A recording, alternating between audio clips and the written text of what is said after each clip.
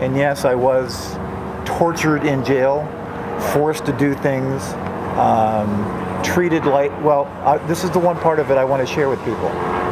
My status inside the jail system, as we speak today, is one called a sovereign. I never admitted to it. They interrogated me in a private office inside the jail system. I said I didn't know what they were talking about.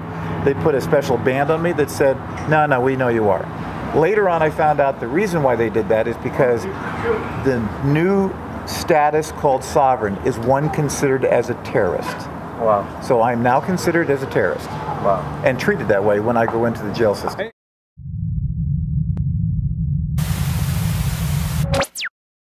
What was the real purpose behind them trying to shut it down, and who was authorizing it? We still don't know the answers to that, but it started from the very beginning.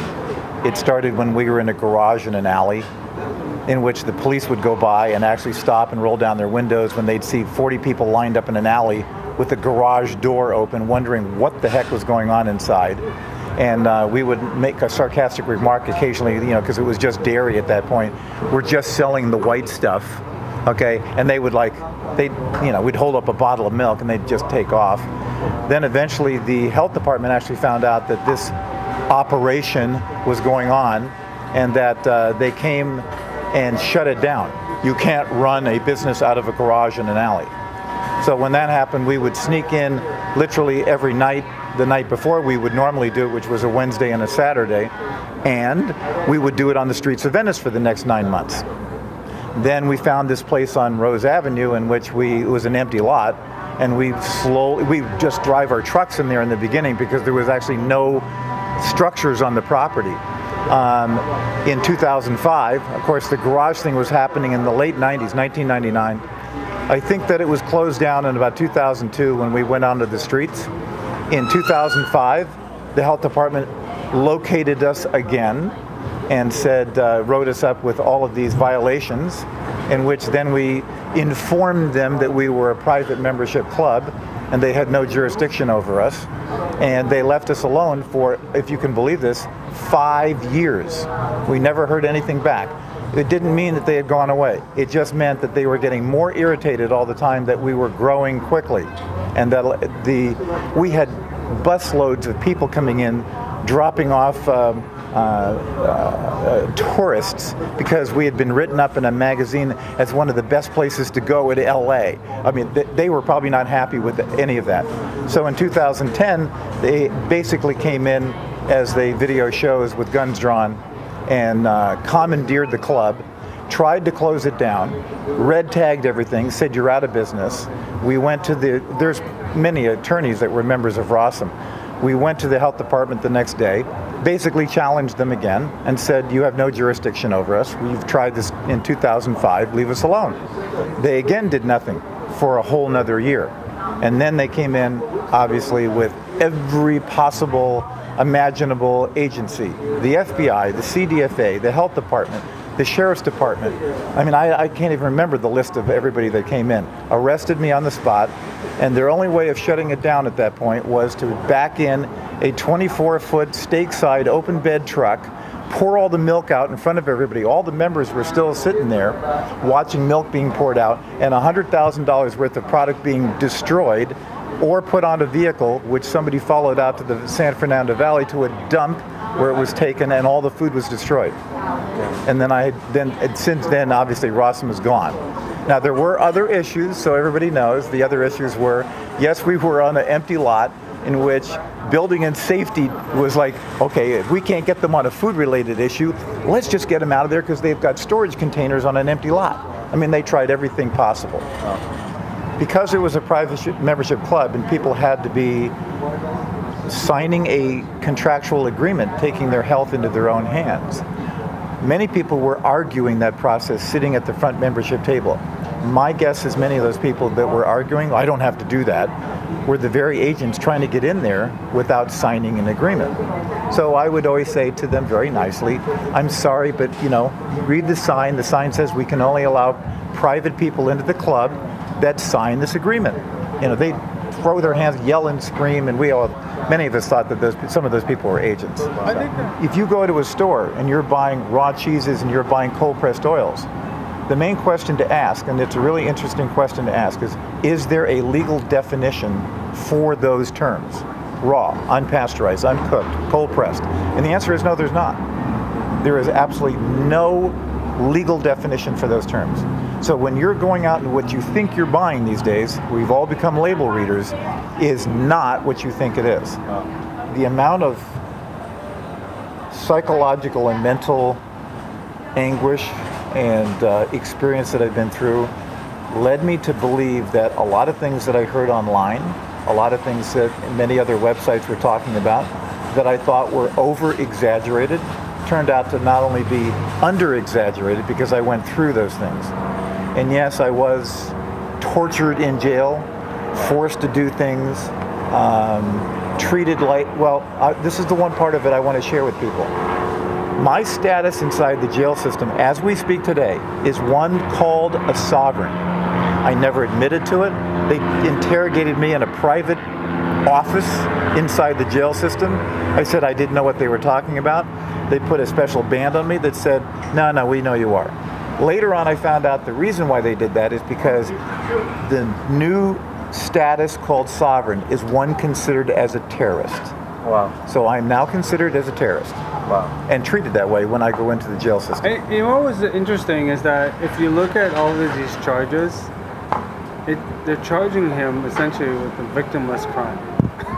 As people know, legal fees are not cheap. Yeah. And we're so far almost 400,000 plus in the hole for legal fees to dealing with all this shenanigans that we've been dealing with the counties, both the LA and Ventura is still going.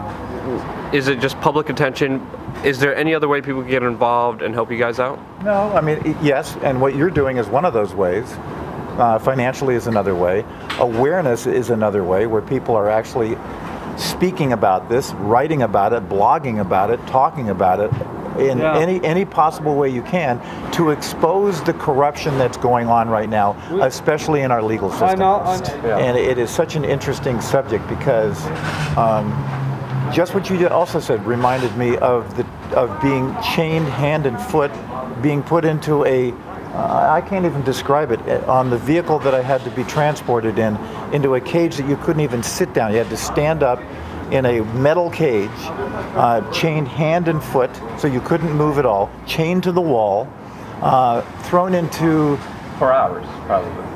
More than that. Holding cells are you've been in a holding cell, right? Yeah. Okay.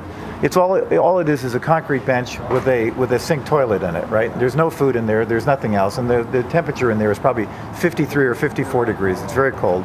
They don't give you anything warm to wear. You're hypothermic within an hour, and you're in there for 12 or 14 hours. Yeah. Then you're transferred to a jail cell, which looks like probably what Alcatraz looks like now today, all falling apart and rotten and disgusting and completely unhygienic.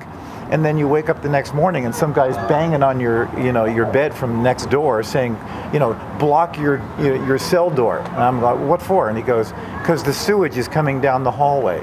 And we're talking about feces and urine flooding into your cell that's this deep, stays there for hours with the smell, and then they don't even come to clean it up. And when they do come to clean it up, they come with the one mop. I'm not joking, one mop, which they hand to you through the bars so you can possibly clean up and disinfect this entire thing? I wouldn't even touch the floor for the next 3 days. Wow. It's insanity what goes on in there. It's really insane. No, I think that people need to really understand when it really comes to political, and this is partly a political issue, where you still have the power to vote. So in this case, you can vote with your dollars on what it is or where it is you're going to spend it. Yeah. You can spend it at Costco and support them, or spend it at Whole Foods and support them, or you can support your local farmer who's actually really trying to make a real business. Follow the money. Follow the money. And if you look at the companies that are in the food business or the agribusiness, there's a lot of money behind these guys. And so they're going to protect their interests. And their interest is not just in the distribution aspect. Their interest in this case is, as James mentioned earlier, is that they will lobby to create laws. Well, and Mike Adams will point out that it's actually even worse than that, because now they're saying you can't grow tomatoes on your front porch or have a chicken in your backyard. Yeah. I mean, this is where we're headed. And it really is to limit competition from, you know, infringing upon their huge multi-billion-dollar profits. I don't want to get into naming names of companies. That's not what I want to do today. But I want people to understand that you need to take the time to look at what's really happening around you in food and who's actually controlling what it is that you can get a hold of. Whether it's in a Whole Foods or whether it's at a Costco or Walmart. These guys they're all involved in the same distribution. Yeah. So, well, let me give you a perfect example of a couple things. One is we all became label readers, like I said, what it was 20, 30, 40 years ago. We were educated to see what was in our food. Then when we found out, for instance, that MSG was in our food, we didn't want it in there anymore. So did MSG just magically disappear out of the food? It did not. They've put it in the category of either spices or natural flavors. So the MSG is still in there, but it's not even written on the label anymore. So they're just hiding the fact that they need to make profit of all these items, period. Stores too, but we have a great online presence at oliflix.com. By the way, that's spelled O-L-I-F-L-I-X. It's pronounced Oliflix because it's olives for O-L-I, and Flix for the town that it's produced in Spain, which is surrounded by a complete nature preserve. Yeah, very unique product. But James and I, we have plans to essentially resurrect, kind of, in a sense, Rawesome, but in a different format this time. In an online fashion. Yeah. Although I'm still, I would even appeal to anybody that's watching this. We need to continue to go and put more Rawesomes on the map out there in community-based, private communities, because you still can't do a lot of the things because of all the laws and the codes that have been written.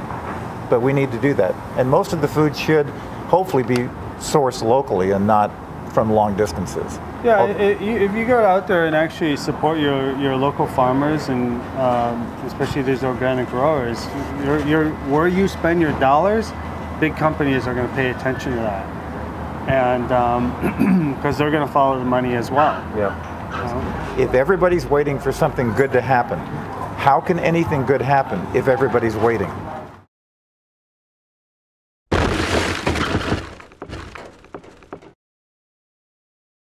China's very polluted, and a lot of the superfoods that are certified organic by the USDA, by the federal government, says it's organic, are heavily, heavily contaminated with lead, cadmium, and tungsten. We found huge levels, high concentrations, parts per million, of these metals, which impair cognitive function and cause mental retardation in children. Yep. So why is this legal to sell?